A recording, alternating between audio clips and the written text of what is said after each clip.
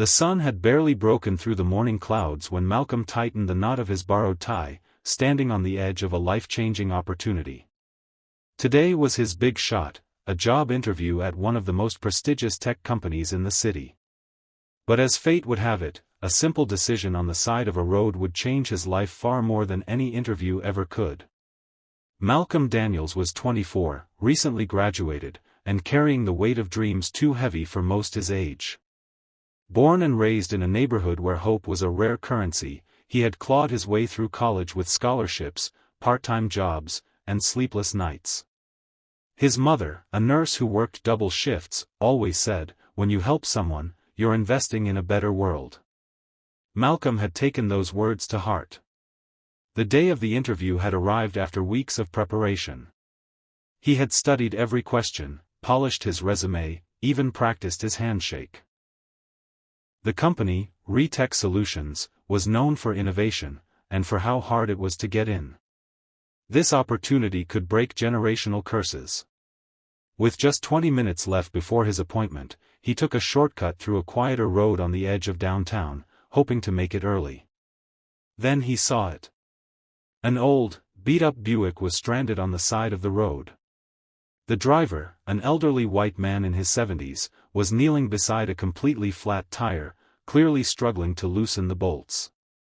He looked exhausted, confused, and slightly dizzy. Cars passed by without slowing, but something in Malcolm's gut wouldn't let him pass. He slowed down, pulled over, and rolled down his window. "Hey sir, you okay? Need help?" The man nodded. I think I do. My hands. I can't grip like I used to.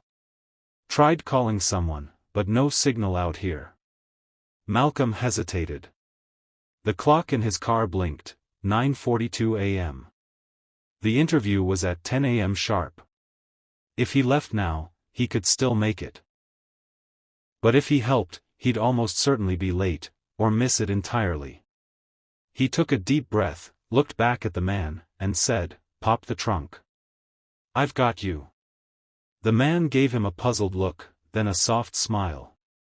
"You sure, son?" "I'm sure," Malcolm said, already pulling off his blazer. The tire change took longer than expected. The spare was buried under old newspapers and tools.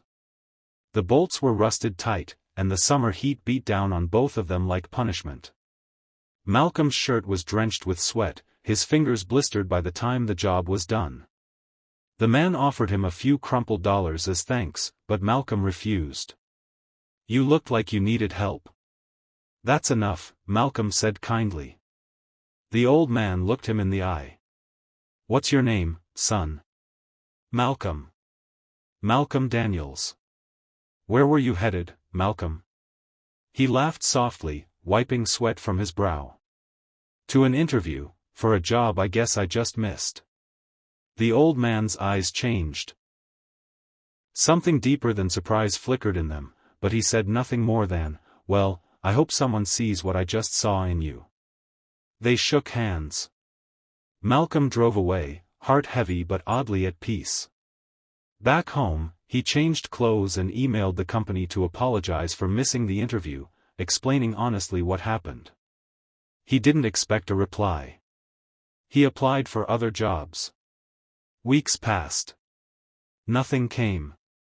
Doubt began creeping in like an old, familiar enemy. Then, one morning, an email from Retech Solutions appeared in his inbox. Subject, Malcolm Daniels, interview rescheduled. He blinked. Read it 3 times. Not only were they giving him another chance, they were inviting him for a second-round interview with the CEO himself. The next week, Malcolm walked into the Retech headquarters, nervous but composed. The receptionist led him to the top floor. As the door to the executive office opened, his jaw dropped. Behind the desk sat the old man with the Buick. Well, the CEO said, standing up with a grin. "Looks like you did make it after all." Malcolm was stunned. "You're the CEO?" "Name's Gerald Ryland. Founder of